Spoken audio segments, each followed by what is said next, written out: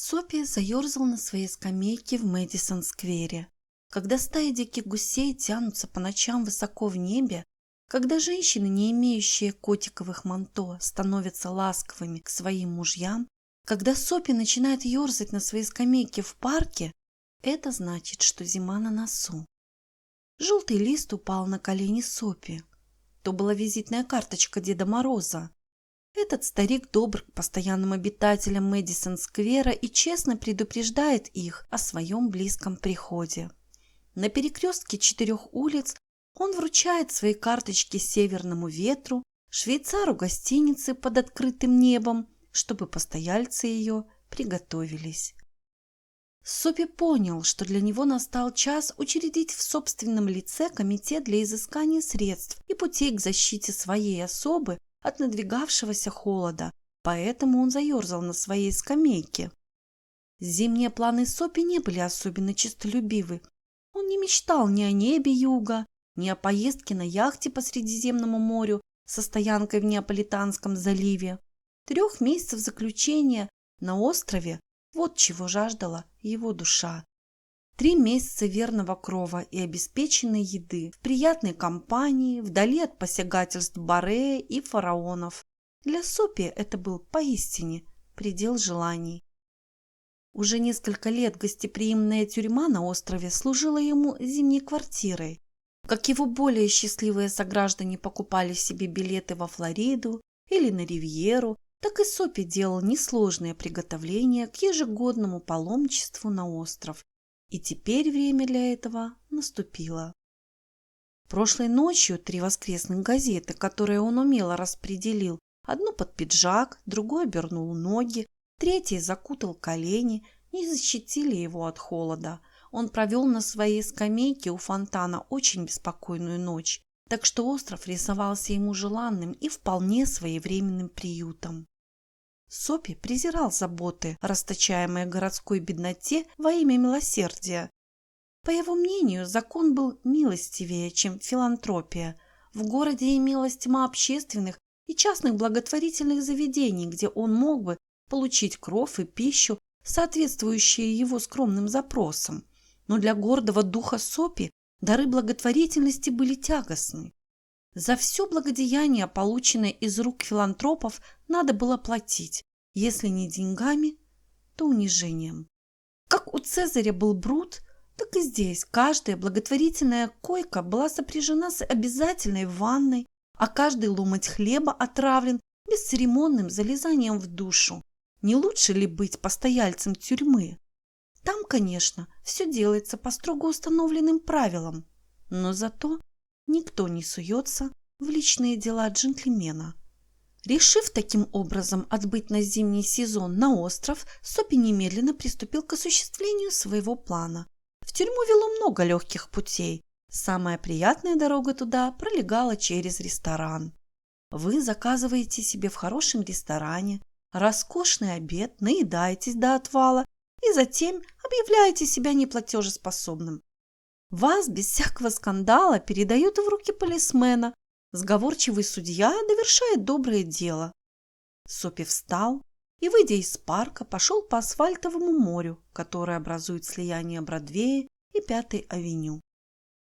Здесь он остановился у залитого огнями кафе, где по вечерам сосредотачивается все лучшее, что может дать виноградная лоза, шелковичный червь и протоплазма. Сопи верил в себя от нижней пуговицы жилета и выше.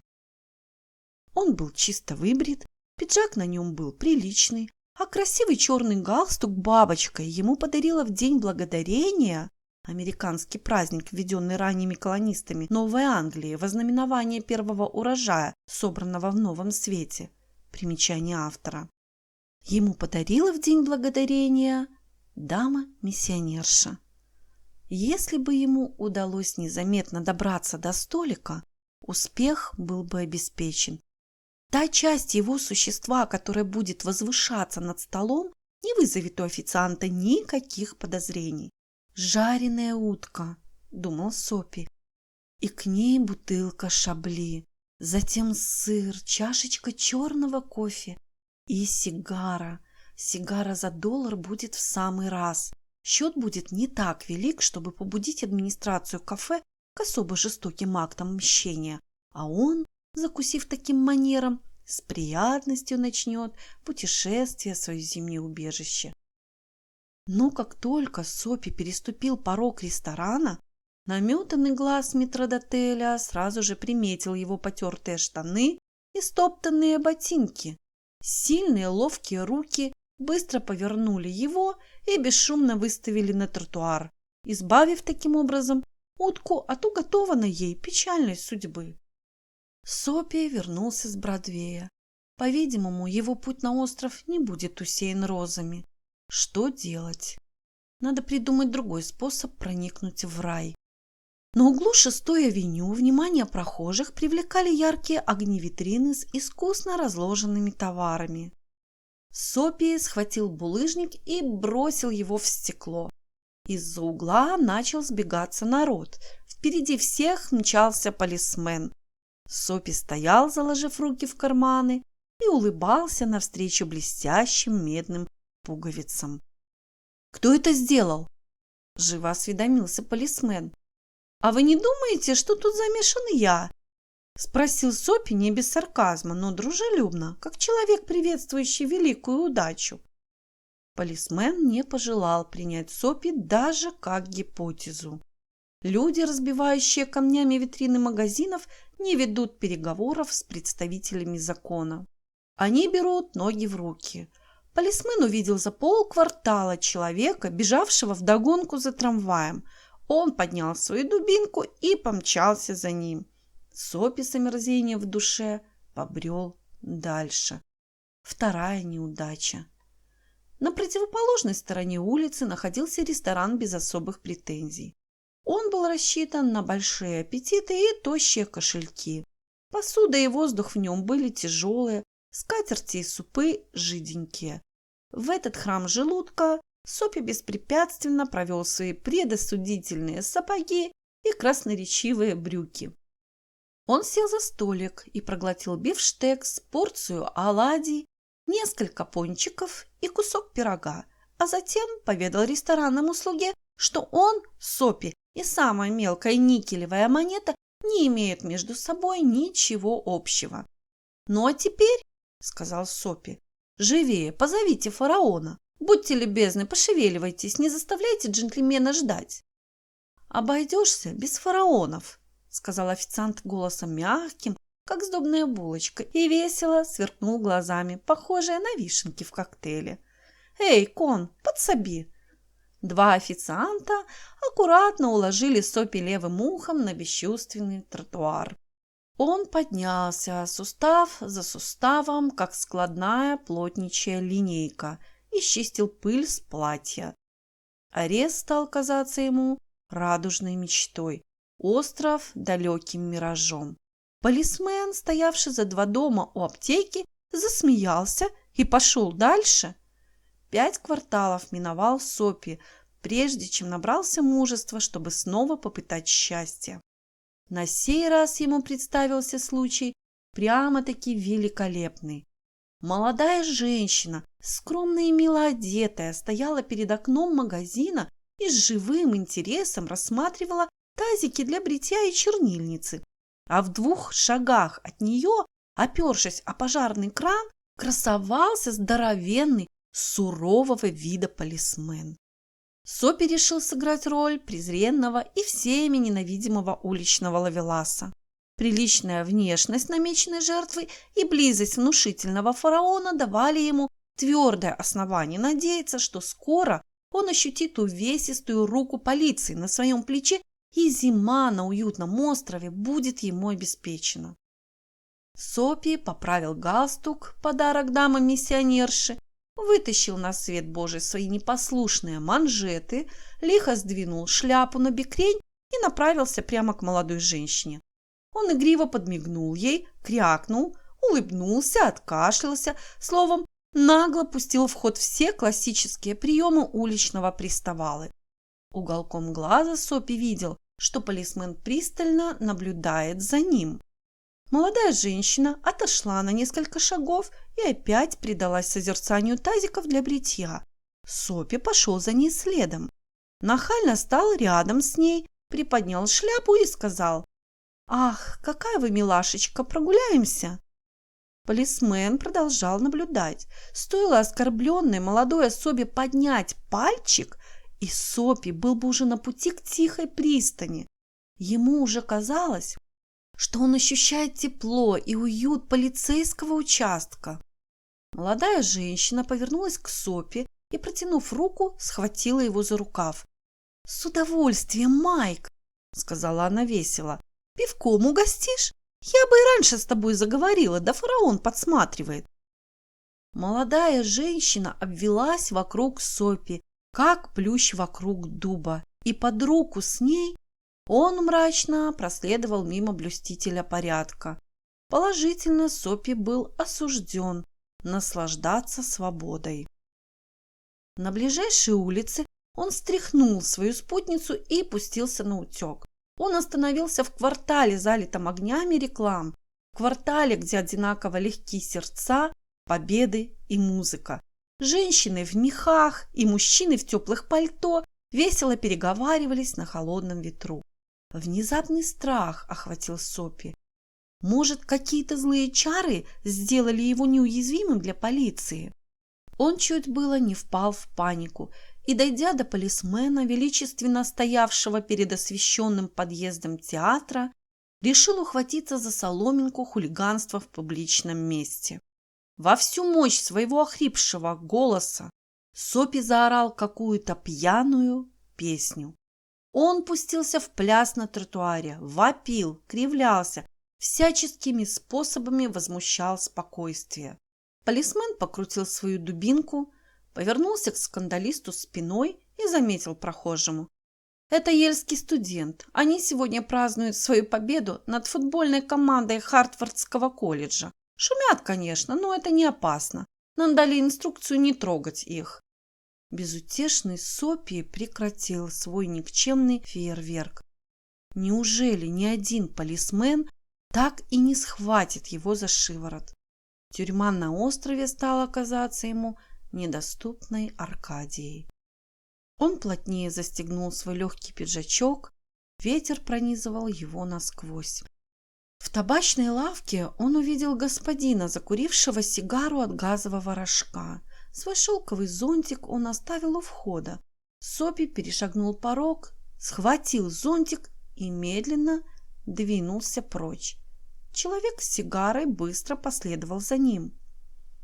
«Это мой зонтик», — сказал он строго.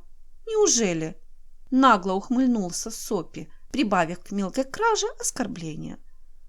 «Почему же вы не позовете полисмена? Да, я взял ваш зонтик. Так позовите фараона. Вон он стоит на углу». Хозяин зонтика замедлил шаг. Сопи тоже. Он уже предчувствовал, что судьба опять сыграет с ним скверную шутку. Полисмен смотрел на них с любопытством. «Разумеется», — сказал человек с сигарой. «Конечно, словом, бывают такие ошибки. Если это ваш зонтик, надеюсь, вы извините меня. Я захватил его сегодня утром в ресторане. Если вы признали его за свой, что же? Я надеюсь, вы...» «Конечно, это мой зонтик», — сердито сказал Сопи. Бывший владелец зонтика отступил, а полисмен бросился на помощь высокой блондинке в пышном манто. Нужно было перевести ее через улицу, потому что за 2 квартала показался трамвай. Сопи свернул на восток по улице, изуродованной ремонтом. Он со злобой швырнул зонтик в яму, осыпая проклятиями людей в шлемах и с дубинками. Он так хочет попасться к ним в лапы, а они смотрят на него, как на непогрешимого папу римского. Наконец Сопи добрался до одной из отдаленных авеню, когда суета и шум почти не долетали, и взял курс на Мэдисон-сквер. Ибо инстинкт, влекущий человека к родному дому, не умирает даже тогда, когда этим домом является скамейка в парке. Но на одном особенно тихом углу Сопи вдруг остановился. Здесь стояла старая церковь со остроконечной крышей. Сквозь фиолетовые стекла одного из ее окон струился мягкий свет. Очевидно, органист остался у своего инструмента, чтобы поиграть в воскресный хорал, ибо до ушей Софи донеслись сладкие звуки музыки, и он застыл, прижавшись к завиткам чугунной решетки. Взошла луна, безмятежная, светлая. Экипажей и прохожих было немного. Под карнизами сонно чирикали воробьи. Можно было подумать, что вы на сельском кладбище. И хорал, который играл органист, приковал Софи к чугунной решетке, потому что он много раз слышал его раньше, в те дни, когда в его жизни были такие вещи, как матери, розы, смелые планы, друзья и чистые мысли, и чистые воротнички. Под влиянием музыки, лившейся из старой церкви, в душе Софи произошла внезапная и чудесная перемена. Он с ужасом увидел бездну, в которую упал, увидел позорные дни, недостойные желания, умершие надежды, загубленные способности и низменные побуждения, из которых слагалась его жизнь. И сердце его забилось в унисон с этим новым настроением. Он внезапно ощутил в себе силы для борьбы со злодейкой судьбой. Он выкарабкается из грязи, он опять станет человеком, он победит зло, которое сделало его своим пленником. Время еще не ушло, он сравнительно молод, он воскресит в себе прежние честолюбивые мечты и энергично возьмется за их осуществление. Торжественные, но сладостные звуки органа произвели в нем переворот. Завтра утром он отправится в деловую часть города и найдет себе работу. Один меховщик предлагал ему как-то место возчика. Он завтра же разыщет его и попросится у него на эту службу. Он хочет быть человеком. Софи почувствовал, как чья-то рука опустилась на его плечо. Он быстро оглянулся и увидел перед собой широкое лицо полисмена. «Что вы тут делаете?» — спросил полисмен. «Ничего», — ответил Софи. «Тогда пойдем», — сказал полисмен. «На остров. 3 месяца», — постановил на следующее утро судья.